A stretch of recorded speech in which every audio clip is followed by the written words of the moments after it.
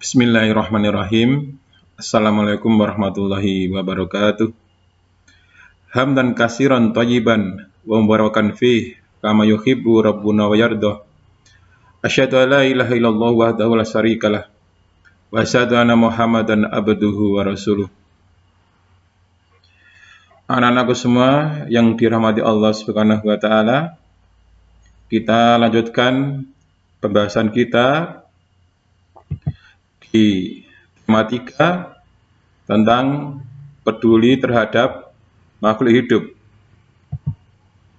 Kita masih berada di subtema 1, hewan dan tumbuhan di sekitar kita.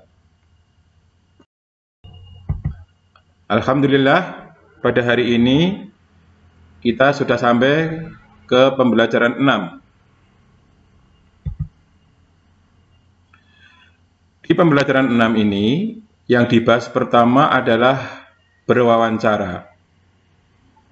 Anak-anak tentu masih ingat apa yang dimaksud dengan wawancara. Wawancara adalah kegiatan tanya-jawab yang dilakukan oleh pewawancara dan narasumber untuk mencari informasi. Supaya wawancara berjalan dengan lancar, maka ada beberapa hal yang perlu diperhatikan. Antara lain, yang pertama adalah sebelum melakukan wawancara. Apa hal-hal yang perlu diperhatikan sebelum melakukan wawancara? Yang pertama adalah membuat janji dan meminta kesediaan narasumber untuk diwawancara. Yang kedua, datang tepat waktu. Yang ketiga, berpakaian dengan sopan. Yang keempat, menyiapkan daftar pertanyaan yang sesuai dengan tema pembicaraan. Yang kelima, berlatih agar tidak kaku dan tidak selalu lihat ke daftar pertanyaan. Kemudian, yang kedua, ketika sedang melakukan wawancara,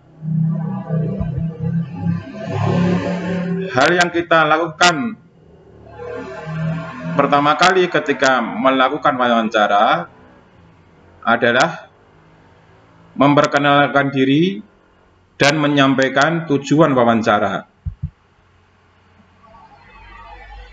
Kemudian selanjutnya, memulai dengan pertanyaan ringan, bukan dengan pertanyaan yang inti.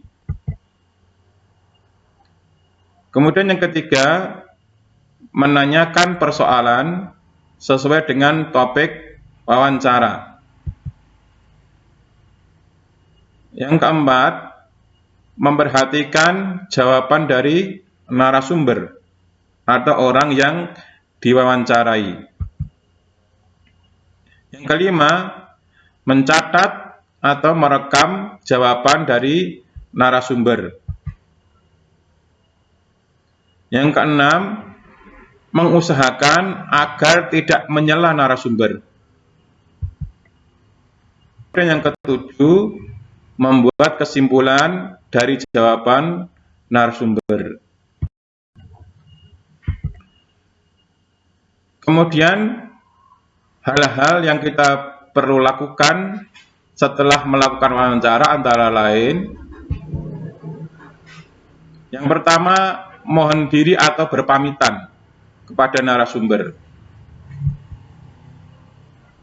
Yang kedua, mengucapkan terima kasih kepada narasumber atas kesediaannya untuk diwawancarai. Kemudian yang ketiga, memohon maaf jika selama wawancara ada kesalahan. Jadi, itulah hal-hal yang harus kita lakukan ketika kita melakukan wawancara. Kemudian Anak-anakku semua yang dirahmati Allah Subhanahu wa taala, hal yang dibahas di pembelajaran 6 ini selanjutnya adalah perwujudan hak dan kewajiban terhadap tanaman. Kamu dapat menyimak contoh hak dan kewajiban terhadap tanaman dalam tabel berikut ini.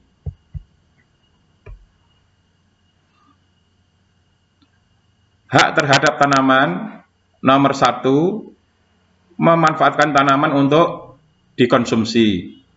2, menjual tanaman untuk meningkatkan perekonomian. 3, memetik tanaman untuk dijadikan hiasan atau kerajinan tangan. 4, mengolah tanaman menjadi pupuk kompos. Sedangkan kewajiban terhadap tanaman, yang pertama, merawat tanaman dengan baik. Yang kedua, membudidayakan tanaman.